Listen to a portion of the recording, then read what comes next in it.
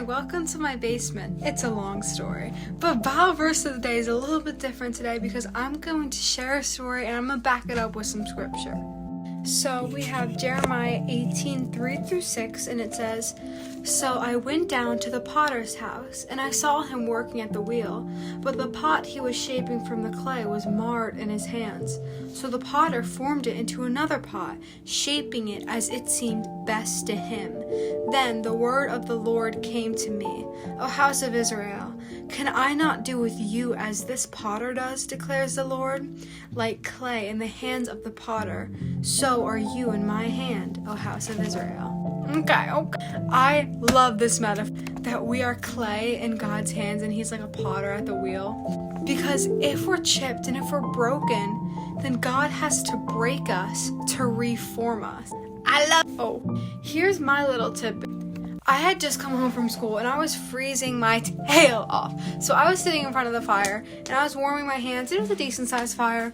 And all of a sudden, the log broke.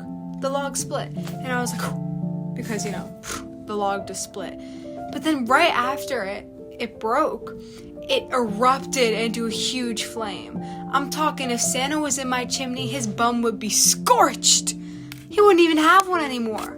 Crazy. And I got this idea that the Lord has to break us to raise us.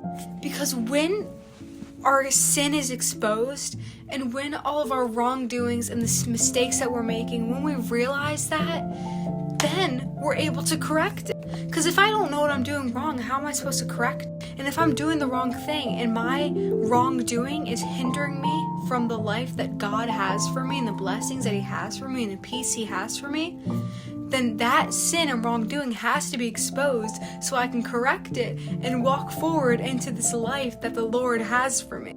And if we remember, the first step is humbling yourself, recognizing your sin, and going to God and saying, "Lord, I can't do this without you." And once we ask God and we open that door to Him, the door is open. If you let God in just a little bit, a little mustard seed of faith, boom! Life change. All He needs is for you to say, "Okay, God, I let you in." So if you're feeling like a breaking log or a chipped little teapot, the Lord is reforming you and He is going to raise you like a phoenix from the ashes. Can I get an amen? Oh, that was actually insane. Anyway, God bless you. Amen.